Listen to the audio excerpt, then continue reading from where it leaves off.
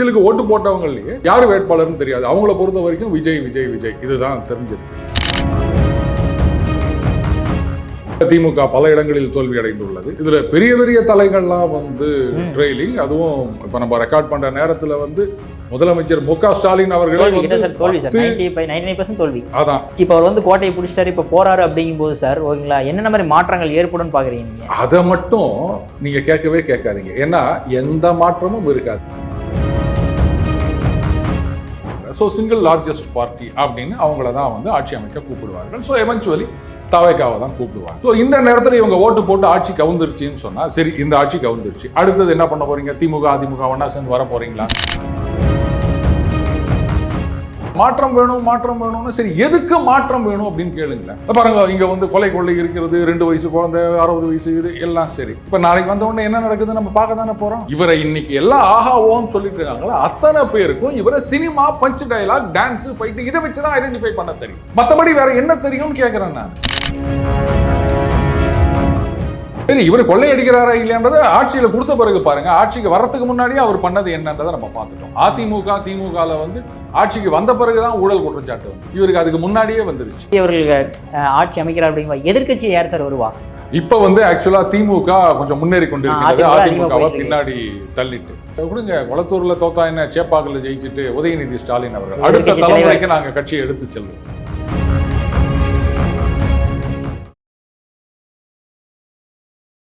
இளைய பாரத நேயர்களுக்கு வணக்கம். இன்னைக்கு நம்ம நேர்கள் நம்ம சிறப்பு விருந்தினர் அரசியல் சாணக்கியர் நம்ம அருண் சார் அவர்கள் தான் இணைஞ்சிருக்காரு. சார் வணக்கம் சார். வணக்கம் விக்ரம். என்ன பயங்கரமா சிரிக்கிற? இல்லை சார், எப்பவுமே நீங்க விஜய்க்கு ஆதரவாக சப்போர்ட் பண்ணி பார்த்ததில்ல அந்த அளவுக்கு. லாஸ்ட் வீடியோவில் கூட செம்மையை வச்சு செஞ்சுருந்தீங்க. பேலட் ஓப்பன் பண்ண உடனே 200 சீட் அப்படி இப்படின்னு கிண்டல் பண்ணியிருந்தீங்க. பட் ஆனால் கிட்டத்தட்ட ஆட்சி பிடிக்கிற அளவுக்குல சார் வந்துட்டாங்க இப்போ. சரி, அதுக்காக அவர் நல்லவர் வல்லவர் அப்படின்னு நான் என் கருத்தை மாற்றி சொல்லிக்க முடியுமா? ஜெயிக்கிறது தோக்கிறதுன்றது வேற. நான் எக்ஸிட் போல்லாம் நடத்தலை. நம்ம சேனலில் இருக்க நண்பர்கள் ஒவ்வொரு தொகுதியிலையும் ஒரு 20 பேரை கூப்பிட்டு ஆளுக்கு 200 பேரை போய் பாருங்க இப்படின்னு நான் சர்வே எல்லாம் ஒன்றும் நடத்தலை. ஒரு கட் ஃபீலிங். நான் எதிர்பார்த்தது என்னென்னா திமுகவிலிருந்து தாவேகா நிறைய வாக்குகளை பிரிக்கும் அப்படின்னு. அது நம்ம பார்க்குறோம். திமுக பல இடங்களில் தோல்வி அடைந்துள்ளது.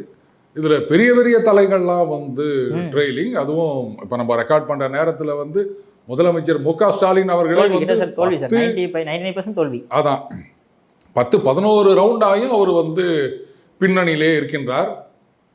அதில் எதிர்த்து நிற்கிறது யார் அப்படின்னு யாருக்குமே தெரியாது. பட் இந்த தேர்தலை பொறுத்த வரைக்கும் வேட்பாளர் யாருன்றது ஒரு இஷ்யூவே கிடையாது. யாருக்குமே தெரியல. ஓட்டு போட்டவங்க, விசிலுக்கு ஓட்டு போட்டவங்களையே யார் வேட்பாளர்னு தெரியாது. அவங்கள பொறுத்த வரைக்கும் விஜய் விஜய் விஜய் இதுதான் தெரிஞ்சிருக்கு. சரி, ரைட்டு. மக்கள் மாற்றம் வேணும் மாற்றம் வேணும் அப்படின்னு யாரோ ஒரு காலத்தில் சொல்லிட்டு போயிட்டாங்க. அதனால் மாதத்துக்கு ஒரு சோப்புன்ற மாதிரி மாற்றிக்கினே இருக்கணும் அப்படின்னு நினைக்கிறாங்க. மாற்றி பார்த்துட்டாங்க. இந்த சோப்பு எப்படி இருக்குன்னு பார்க்க தானே போகிறாங்க. இப்போ அவர் கோட்டையை பிடிச்சிட்டாரு, இப்போ போகிறாரு அப்படிங்கும்போது சார் ஓகேங்களா, என்னென்ன மாதிரி மாற்றங்கள் ஏற்படும் பார்க்குறீங்க நீங்கள்? அதை மட்டும் நீங்கள் கேட்கவே கேட்காதீங்க. ஏன்னா எந்த மாற்றமும் இருக்காது. இந்த சிஎம்முக்கு பதிலாக இன்னொரு சிஎம், அவ்வளவுதானே. சட்டம் ஒழுங்கு எல்லாமே அப்படிதான் இருக்கும்னு நினைக்கிறீங்களா? என்ன திடீர்னு என்ன ஒரு மந்திரக்கோல் வச்சிருக்காரா அப்படியே டைம் அப்படின்னோடனே அப்படின்னு எல்லாம் மாறிடுறதுக்கு. முதல்ல 117 நம்ம இந்த நேரத்தில் 117 அப்படின்றது வரல. பட் என்னை பொறுத்த வரைக்கும் ஈவன் ஷார்ட் ஆஃப் 117 இருந்தாலுமே ஆட்சி அமைக்கிறதுல எந்த விதமான பிரச்சனையும் வராது அப்படின்னு தான் நான் நினைக்கிறேன். லெட் அஸ் அஸ்யூம் ஒரு 105 இல்லை 100 சீட்டு கூட அவ்வளோதான் தாவேகா நின்றுடுறாங்க அப்படின்னே வச்சுக்கோங்க. அப்போ மீதி 134 சீட்டு அதிமுக கூட்டணி, இந்த பக்கம் திமுக கூட்டணி இவங்க ஷேர் பண்ணிக்க போகிறாங்க.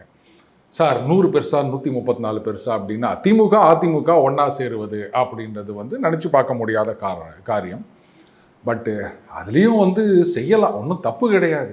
ஏன்னா அதிமுகலேருந்து திமுகவுக்கு போனவங்களுக்கு தானே இம்பார்ட்டன்ஸ் கொடுத்து வச்சுக்கிறாங்க. அதனால் எதுக்குங்க ஒவ்வொருத்தராக நாங்கள் உள்ளே அனுப்பி அதுக்கப்புறம் நீங்கள் அவங்களுக்கு பதவி கொடுத்து உள்ளே இருக்கவங்கெல்லாம் புலம்பிக்கின்னு பேசாம 2 பேரும் ஒன்னா சேர்ந்துருவோமே அப்படின்றது கூட ஒரு நல்ல ஆப்ஷனா இருக்கும். விஜய் கவுக்கிறதுக்காண்டி இவங்க ஜாயின் பண்ணலான்றீங்களா? 100 134 அப்படின்னா 134 தானே பெருசு. அதுவும் ஸ்டாலின் அவர்கள் தோத்து போயிட போறார், எடப்பாடி அவர்கள் ஜெயிக்கிறார் அப்படின்னும் போது right, Edappadi CM, Udhayanidhi Stalin deputy CM. Senthil Balaji ஒன்றும் இல்லை, பதவி ஏற்றுக்க முடியாது. பட் ஸ்டில் வேற அமைச்சர்கள், நிறைய அமைச்சர்கள் தோத்து போயிட்டாங்க. அதனால ஆஸ் யூஷுவல் அதிமுகலேருந்து நிறைய பேருக்கு அமைச்சர்களுக்கு வாய்ப்பு கிடைக்கும். பட் நான் என்ன நினைக்கிறேன்னா, இப்போ 117ன்ற மேஜிக் நம்பரை டச் பண்ணலை அப்படின்னு சொன்னாலும் அங்கே நம்பிக்கை வாக்கெடுப்பு அப்படின்னு வரும்போது அதாவது ஃபர்ஸ்ட் அசம்ஷன் அதிமுக கூட்டணி இன்டாக்டாக இருக்குது, திமுக கூட்டணி இன்டாக்டாக இருக்குது, காங்கிரஸோ விசிகாவோ கம்யூனிஸ்டோ அந்த பக்கம் போகல அப்படின்ற அசம்ஷனில் சொல்கிறேன். அந்த மாதிரி ஒரு சென்னரியாலையும் நம்பிக்கை வாக்கெடுப்பு அப்படின்னு வரும்போது 2 கட்சிகளுமே வந்து அப்ஸ்டெயின் வாக் அவுட் பண்ணிடலாம். இல்லைங்க இது வந்து மக்கள் தீர்ப்பு, நாங்கள் இதை தலைவணங்கி ஏற்றுக்கொள்கிறோம், அதனால சிம்பிள் மெஜாரிட்டி இருந்தால் போதுமா சார்? அவ்வளோதான். எத்தனை பேர் ஓட்டு போடுறாங்களோ அதில் என்ன மெஜாரிட்டி மெஜாரிட்டி, இருந்தால் போதும். அவ்வளோதான். ஸோ அப்போ ஒரு மைனாரிட்டி கவர்மெண்ட்டை அவங்க கண்டினியூ பண்ணலாம். வெளியிலிருந்து ஆதரவு அப்படின்னா காங்கிரஸ், பாமக இவங்க கிட்டெல்லாம் 5, 4, 2, 1 கம்யூனிஸ்ட், விசிகா இப்படின்னு இருக்குது. ஸோ அதெல்லாம் சேர்த்தா எப்படின்றத பார்க்கணும். இது ஏற்கனவே இவங்கெல்லாம் வந்து ஒரு ஸ்டேட்மெண்ட்டை கொடுத்து வச்சுட்டாங்க. கம்யூனிஸ்டும் சொல்லிட்டாங்க இவங்க வந்து எங்களுக்கு உரிய மரியாதையை கொடுக்கவில்லை, மாற்றம் திமுகவு தான் ஆட்சி அமைக்கும் அப்படின்னு சொல்லிட்டாங்க. அது விசிகா தலைவரும் சொல்லிட்டாரு, காங்கிரஸும் சொல்லிட்டாங்க, எல்லாருமே சொல்லிட்டாங்க. அதனால அவங்க வந்து அந்த பக்கம் போறது அப்படின்றதுல எந்த விதமான பிரச்சனையும் இருக்காது. பட் இப்போ வந்து காங்கிரஸுக்கு ஒரு ஆப்பர்ச்சுனிட்டி இருக்கு. அதாவது தாவேகாவோட நேரடியாக சேருவதா இல்லை வந்து வெளியிலிருந்து ஆதரவு கொடுப்பதா அப்படின்னு 2029க்கு இது ரொம்பவே யூஸ் ஆகும். 29க்கு முன்னாடி ஏதாவது கலாட்டா பண்ணி இந்த ஆட்சியை கவுக்கலாமா அப்படின்றது தான் அவங்களுடைய நோக்கமாக இருக்குது. அதனால தான் வந்து மேலும் லெவலில் இல்லை இந்த தடவை நம்ம தாவேகாவோட போவேணாம், திமுகவோடைய இருக்கலாம் அப்படின்னு. ஏன்னா 29லையும் பாஜக மறுபடியும் ஆட்சிக்கு வந்துருச்சு அப்படின்னு சொன்னால் ரொம்பவே கஷ்டம். காங்கிரஸ், புள்ளி கூட்டணி எல்லாமே இதை இப்போ வெஸ்ட் பெங்கால் எலெக்ஷனும் நம்ம பார்த்துட்டோம். அதனால் அவங்களால எழுந்திருக்க முடியாத ஒரு நிலைமைக்கு வந்துடும். ஸோ அதனால தான் அதுக்கு முன்னாடி ஏதாவது பண்ணலாமா அப்படின்னு, அதுக்கு திமுக எம்பிக்கள் வேணும் அப்படின்றதுனால அவங்க இங்கேயும் கண்டினியூ பண்ணாங்க. இதுதான் ரீசன். அண்டு ராகுல் காந்தியை பொறுத்த வரைக்கும் இது நம்ம சொன்னது தான், திமுக இங்கே தோக்கணும், அங்கே திரிணாமுல் காங்கிரஸ் தோக்கணும், அப்போ தான் இவங்க வந்து காங்கிரஸுக்கு மதிப்பு கொடுத்து புள்ளி கூட்டணியில் வைப்பாங்க அப்படின்னு. அது ஒரு விதத்தில் நடந்துடுச்சு, இவங்க ஒரு ஃபேக்டர் இல்லை அப்படின்னாலுமே.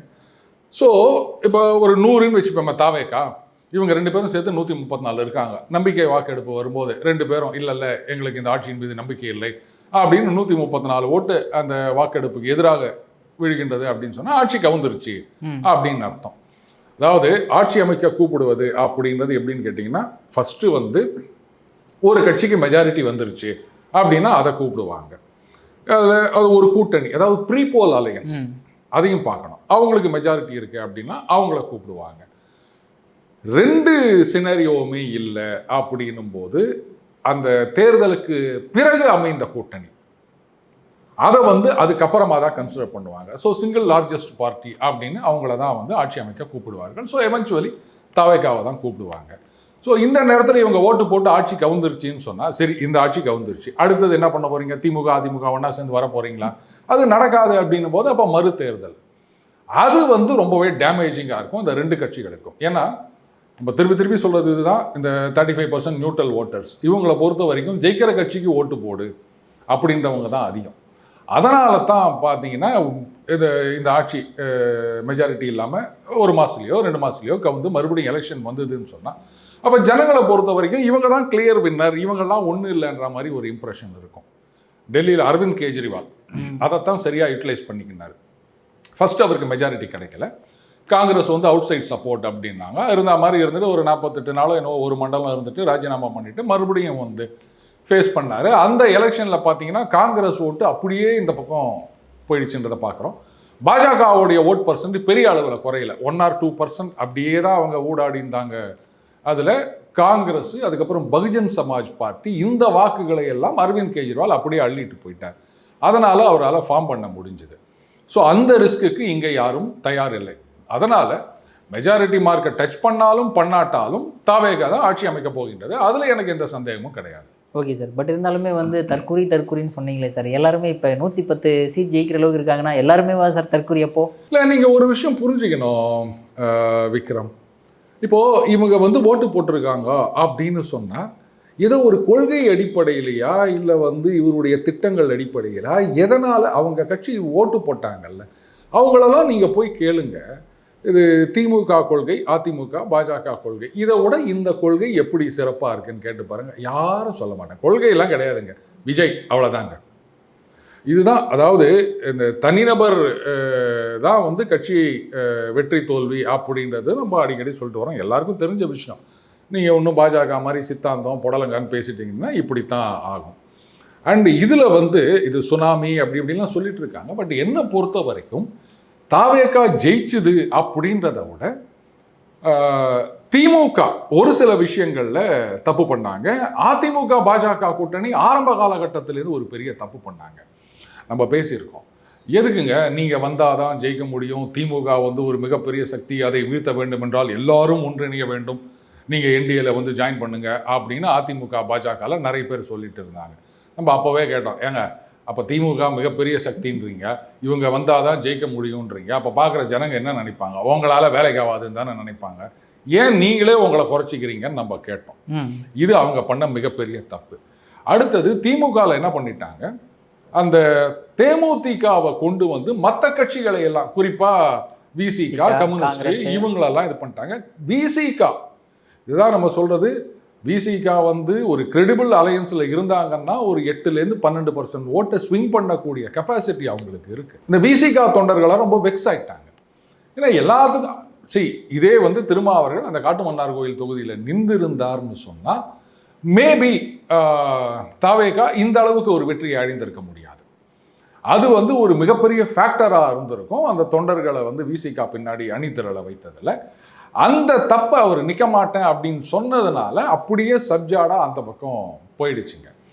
ஸோ இப்படி எல்லாரும் பண்ண தப்புக்களை இவங்க வந்து அறுவடை செய்து விட்டார்கள். போதாக்குறைக்கு இந்த மாற்றம் வேணும்னு சரி, எதுக்கு மாற்றம் வேணும் அப்படின்னு கேளுங்களேன். பாருங்க, இங்கே வந்து கொலை கொள்ளை இருக்கிறது, 2 வயசு குழந்தை, 60 வயசு, இது எல்லாம் சரி. இப்போ நாளைக்கு வந்த உடனே என்ன நடக்குது நம்ம பார்க்க தானே போகிறோம். அந்த சோப்புக்கு பதிலாக இந்த சோப்புன்னு மாற்றிட்டீங்க, இந்த சோப்பு எந்த அளவுக்கு அழுக்க போக போகுது அப்படின்றத நம்ம பார்க்க தானே போகிறோம். இல்லை சார், ஒருத்தர் ஆட்சி பண்ணுறதுக்கு முன்னாடியே வந்து அவர் வந்து இவர் இப்போ நல்லா பண்ண மாட்டார், நல்லா பண்ண மாட்டார், நம்ம ஏன் சார் ஜட்ஜ்மெண்ட் பண்ணணும்? நம்ம நல்லா கேள்வி கேட்டீங்க. ஆட்சிக்கு வந்த பிறகு மக்கள் பணத்தில் 1 பைசா கூட தொடமாட்டோம் அப்படின்னாங்க. ஆனால் ஆட்சிக்கு வர்றதுக்கு முன்னாடியே, அரசியலில் வர்றதுக்கு முன்னாடியே நீங்கள் 2 வருஷம் கழிச்சு பெனால்ட்டி போட்டால் அது ஒத்துக்க முடியாது, 2 வருஷத்துக்கு முன்னாடி போட்டிருக்கணும் அப்படின்னு கேஸுக்கு போனது இவங்க தானே. வருமானத்தை இவங்க கணக்கு காமிக்கலை, அதுக்கான வரி கட்டவில்லை அப்படின்னு பெனால்ட்டி போடுறாங்க இன்கம் டேக்ஸில். அவங்க என்ன சொல்கிறாங்க, 2 வருஷம் கழிச்சு அந்த டைம் முடிஞ்சு போச்சு, அதுக்கப்புறமா நீங்கள் போட்டால் ஏற்றுக்க மாட்டோம். அப்போ 2 வருஷத்துக்கு முன்னாடி போட்டுருந்தா ஏற்றுக்கணும், அதான அர்த்தம். நீங்கள் போட்டது தப்புன்னு ஆர்கியூ பண்ணியிருந்தீங்கன்னா சரி ரைட்டு, ஏதோ ரூல் இன்டர்பிரிட்டேஷன் அதனால் இப்படி இருக்குது அப்படின்னு சொல்லலாம். ஆனால் ஒட்டுக்கா என்ன சொல்கிறீங்க, 2 வருஷம் கழிச்சு நீங்கள் போட்டிருக்கீங்க, அதை ஏற்றுக்க முடியாதுன்னு சொல்லும் போதே அப்போ 2 வருஷத்துக்கு முன்னாடியே அவங்க போட்டிருந்தாங்கன்னா அப்போ அந்த பெனால்ட்டி கரெக்டு தான் அப்படின்னு ஆகுது இல்லை. அதனால் இதெல்லாம் வந்து எதுலெல்லாம் வந்து ஒரு சான்ஸ் கொடுத்துப்பாரு அப்படின்னு எனக்கு புரியல. இப்போது நீங்கள் இங்கே ஆங்கராக இருக்கீங்க, எனக்கு தெரிஞ்ச பையன் ஒருத்தன் இருக்கா, அப்பா இவனை வச்சு 1 மாதம் வீடியோ போடுவா அப்படின்னு தான் விட்டுருவாங்களா? இருப்பா, அவர் இதுக்கு முன்னாடி என்ன வீடியோ போட்டுக்கிறாரு, என்ன பண்ணிக்கிறாரு, அதெல்லாம் பார்க்க வேணாமா? எடுத்த உடனே நீ பாட்டுக்கு வந்து ஒரு ஆங்கருக்கே இவ்வளோ, ஒருவேளை என்ன விட ஒரு டேலண்டாக இருந்திருந்தா சார், அதை தான் நான் சொல்ல வரேன். இருந்தாலும் இல்லாட்டாலும் உடனே குத்துருவீங்களா? ஒரு ஆங்கருக்கே இவ்வளோ யோசிக்கும் பொழுது அப்போ நாட்டை தூக்கி ஒன்று வேணாங்க. உங்கள் கல்யாண சமையலுக்கு ஒருத்தர் ஃபிக்ஸ் பண்ணுறதுக்கு முன்னாடி இப்போல்லாம் நான் நிறைய பார்க்குறேன், அவர் ஏதோ ஒரு வீட்டில் ஒரு கல்யாணம் பண்ணிட்டு இருப்பாரு, அங்கே சொல்லுவார் நான் இங்கே பண்ணுறேன் அப்படின்னும் போது அந்த வீட்டுக்காரங்கிட்ட சொல்லிடுறார், இவர் அடுத்த கஸ்டமர், அவர் வந்து சாப்பிடுவார் அப்படின்னும் போது அவர் அங்கே போய் சாப்பிட்டு பார்த்துட்டு தான் நம்ம கான்ட்ராக்ட் கொடுக்குறோம். அதுக்காக ஆட்சியில் வந்து ஒருத்தரை உட்கார வச்சு அப்படின்லாம் கிடையாது. ஆனால் நம்ம வீட்டுலையும் நம்ம வேலை செய்கிற இடத்துலையும் எக்ஸ்பீரியன்ஸ் நம்ம எவ்வளோக்கு எவ்வளோ நம்ம இம்பார்ட்டன்ஸ் கொடுக்குறோமோ அதை நாடுன்னு வரும்போது நம்ம கொடுக்க மாட்டேங்கிறோம். புரியுதுங்களா? சரி சார், இதில் எக்ஸ்பீரியன்ஸ் எங்கே கேட்கலாம் அப்படின்னு. சரி, பாஸ்ட் ஹிஸ்டரி, இவர் என்னென்னலாம் பண்ணியிருக்காரு. இப்போது இன்னி வரைக்கும் அவங்க கொள்கை அப்படின்னு சினிமாவில் பேசின வசனங்களை பற்றி தான் சொல்லிட்டு இருக்காங்க. ஏதோ ஒருத்தர் கூட சொன்னார், அதாவது என்னது, இங்கிலீஷ் பீஸும் வேணாண்டி, இந்தி திணிப்பும் வேணாண்டி, கரகாட்டம் ஆடிக்கிட்டு தமிழில் பாடேண்டி எங்கள் தலைவர் சொல்லியிருக்காரு. இதை ஒரு சேனல் டிபேட்டில் அவர் சொல்கிறாரு, இதுதான் அவங்க கொள்கை அப்படின்ற மாதிரி தான் அவங்க பண்ணிட்டு இருக்காங்க. எல்லாம் சினிமாவில் பேசின பஞ்ச் டயலாக் மட்டும்தான்.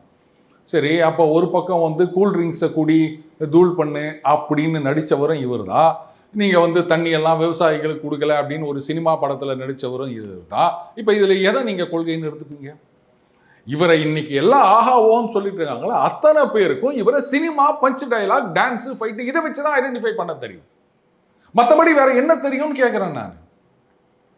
அப்புறம் இதை வேற என்னன்னு சொல்ல முடியும்? இப்போ திமுக, அதிமுக இவங்கெல்லாம் வந்து அரசியல் கட்சிகள். ஆனால் இவங்க இன்னும் அரசியல் கட்சியே இல்லை, ரசிகர் மன்றமாகத்தான் செயல்பட்டு கொண்டிருக்கின்றது. அவங்களுடைய தொண்டர்கள்லாம் போடுற ரீல்ஸ் எல்லாம் பாருங்க, அரசியலுக்கு இதுக்கும் கொஞ்சம் கூட சம்பந்தமே கிடையாது.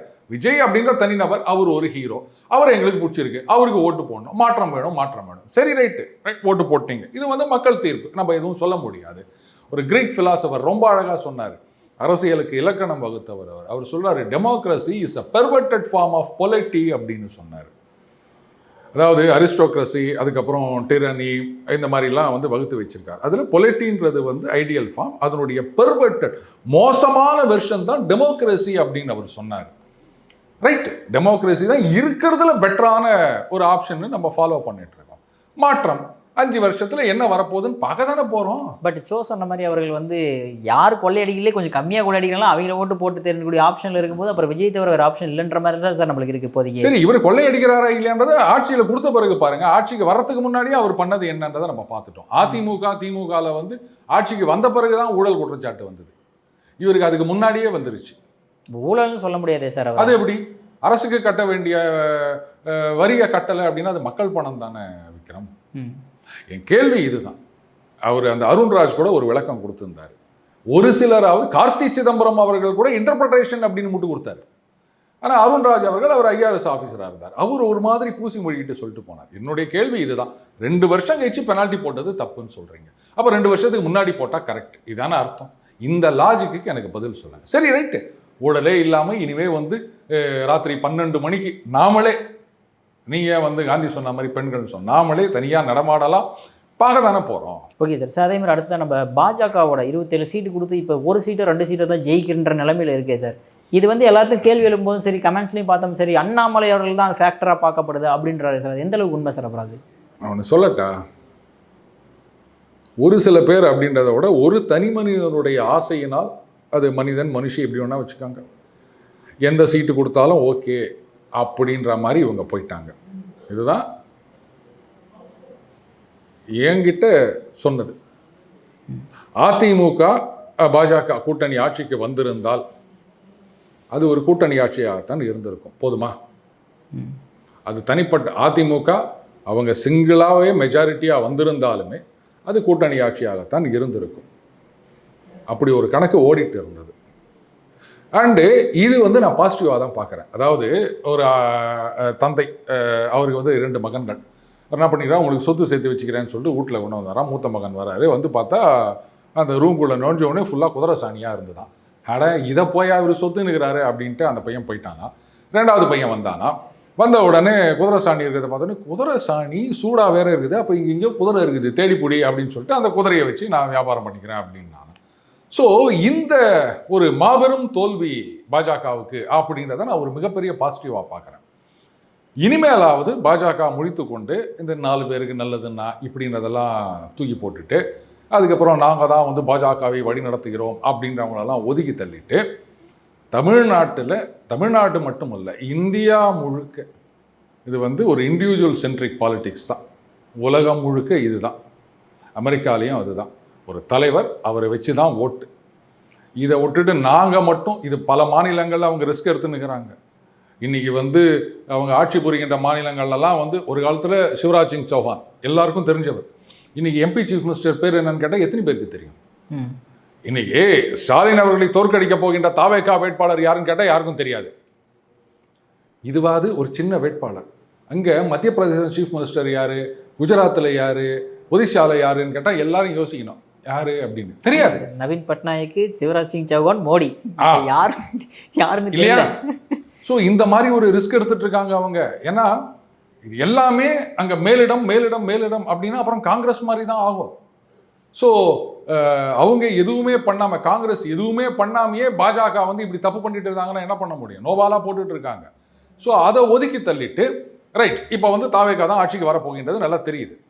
இந்த நேரு அவர்களுக்கு எதிராக அந்த இடி எவ்வளோ நாள் கழிச்சு அனுப்புகிறாங்க. இது ஒன்றும் அப்படியே இழுத்து நேக்குது. இதை கொஞ்சம் முன்னாடியே பண்ணி ஏதாவது பண்ணியிருக்கணும் அவனாமா. இதுதான் நான் சொன்னேன், லாஸ்ட் ஓவரில் 2 விக்கெட் எடுக்கிறது அப்படின்னு. இவங்க விக்கெட்டே எடுக்க மாட்டேன்னு உட்காந்துருந்தாங்க, நான் பவுலிங்கே பண்ண மாட்டோன்னு உட்காந்துனுங்கிறாங்க. அப்புறம் எப்படி இவங்க வந்து இது பண்ண முடியும்? சரி, இப்போ வந்து திமுக ஆட்சியில் இல்லை, அதிமுக ஆட்சியில் இருந்தாலாவது பாஜகவுக்கு சில கன்ஸ்ட்ரெயின்ஸ் இருக்கலாம். அதுவும் கூட்டணி ஆட்சி அப்படின்னு வேற போயிடுச்சுன்னு சொன்னால் பெருசாக ஒன்றும் பண்ண முடியாது அப்படின்னு. இப்போ எந்த விதமான தலைகளும் கிடையாது. அப்போ நீங்கள் தலைவர் யார் வேணா இருந்துட்டு போங்க. Annamalai is the face of the party. அப்போ இது வரைக்கும் இங்கே ஊழல் அப்படின்னு அமித்ஷா அவர்கள் வந்து சொல்லிட்டு போனார்ல, குடும்ப ஊழல்னு சொன்னார்ல, அதையெல்லாம் இப்போ நாங்கள் நடவடிக்கை எடுக்கிறோம். இப்போ வந்து எஃப்ஐஆர் பதிய மாட்டேன்னு யாரும் சொல்ல மாட்டாங்க. தாவேகாவும் வந்து will be very much interested. ஏன்னா அவங்க வந்து டிஎம்கே உடைய ஸ்பேஸை ஆக்குபை பண்ணணும் அப்படின்னு ஆல்ரெடி பண்ணிட்டாங்க. அதை வந்து ஸ்ட்ரென்தன் பண்ணிக்கணும்.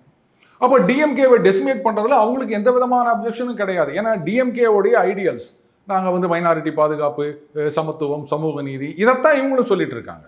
கொள்கை தலைவர்னு பெரியார், அம்பேத்கர், இப்படி தான் அவங்க எல்லாரையும் சொல்லிட்டு இருக்காங்க.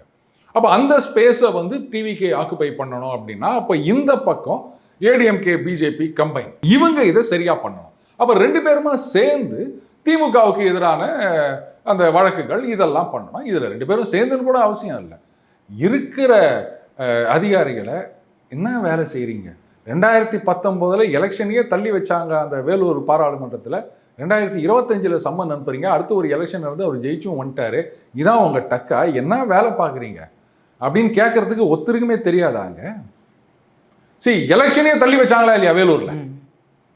அந்த கேஸை அடுத்த எலெக்ஷன் முடிஞ்சும் இவங்க சும்மா விட்டு வச்சுன்னுக்கிறாங்கன்னா இதுக்கு என்ன காரணம்? அப்புறம் இங்கே கீழே இருக்கவங்களாம் பார்த்தீங்களா, திமுகவுடைய ரகசிய அண்டர்ஸ்டாண்டிங்னு கழுவி ஊத்துறான்னா அப்புறம் ஊத்தாம என்ன பண்ணுவான்? ஸோ இதை வந்து பாஜகவுக்கு ஒரு ஆப்பர்ச்சுனிட்டியாக பார்க்குறேன். அண்டு இனிமே பார்த்தீங்கன்னா பாஜக வந்து யாருக்கும் வந்து வளைஞ்சு கொடுக்க வேண்டிய அவசியம் கிடையாது. இதை பார்ப்பா, இங்கே அண்ணாமலை தான் face. We are equal partners. 11% தனியாக கூட்டு போனதை மறுபடியும் சர்ன்னு பரமாவத மாதிரி வாங்க வாங்க முதல்லேருந்து செத்து விளையாடலான்னு முத்துக்கால சொல்கிற மாதிரி நாத்தாக்கா கீழே கொண்டு வந்து நிறுத்தி போட்டாங்க. இதுதான் இவங்களுடைய சாதனை அப்படின்னு சொல்லணும். சரி, ரைட்டுங்க, இல்லை நம்ம குறைவான சீட்டில் போட்டி போடுறோம் அப்படின்னு சொன்னால் கரெக்டு. ஆனால் அந்த சக்ஸஸ் ரேட்டும் ஒன்றும் இல்லாமல் போயிடுச்சு இல்லை. மத்திய மந்திரியாக இருக்கவர் இங்கே அவினாஷி தொகுதியில் வந்து போட்டிடுறாரு. எதுக்காக? சரி, கவர்னராக இருந்தவங்களே வந்து போட்டி போடுறாங்க. எனக்கு என்ன பயம்னா, அடுத்தது இந்த பஞ்சாயத்து எலெக்ஷன் வந்ததுன்னா உமானந்தன் அவர்கள் தொகுதியை என்ன கொடுங்க, நான் வந்து கவுன்சிலர் எலெக்ஷன் நிற்கிறேன்னு வந்து கூச்சாங்கன்னா என்ன பண்ணுறது? ஸோ இந்த மாதிரி சீனியர் அப்படின்னு சீனியருக்கு சீட்டு கொடுத்துட்டு இருக்கிறது இதெல்லாம் பார்த்தீங்கன்னா வேலைக்கு ஆகாது. இங்கே ஆன்டி இன்கம்பன்ஸ் என்னுடைய பார்வையில் அந்த அளவுக்கு இல்லை விக்ரம். கொஞ்சோண்டு தான் இருந்தது. ஆனால் இங்கே இந்த மாற்றம் வேணும் அப்படின்றது அவங்கள வந்து நம்மளால் மட்டும் பண்ண முடியாது, நீங்களும் வாங்கன்னது, இந்த மாதிரியெல்லாம் பண்ணி தாவேகாவுக்கு ஒரு பெரிய இம்பார்ட்டன்ஸை கொடுத்துட்டாங்க அதிமுக பாஜக. அண்டு கடைசி காலகட்டத்தில் திமுக செய்த தவறுகள் இதெல்லாம் சேர்ந்து தாவேகாவை பெருசாக புஷ் பண்ணி எடுத்துட்டாங்க. இதுதான் காரணமே தவிர சரி, ரைட், 5 வருஷம் பார்ப்போம். Okay sir. ஒருவேளை தாவேகா தனி பெரும்பான்மை இல்லாமல் ஆட்சி அமைக்காமல் அதிமுகவோட கூட்டணி சேர்ந்து ஆட்சி அமைக்கும் பட்சத்தில் சினேரியோ எப்படி இருக்கும் சார்? யார் சிஎம் அப்புறம் டெப்டி சிஎம்மாக இருப்பாங்க? இல்லை, இது அதிமுக தயவு தாவேகாவுக்கு தேவையில்லைன்னு தான் நான் நினைக்கிறேன்.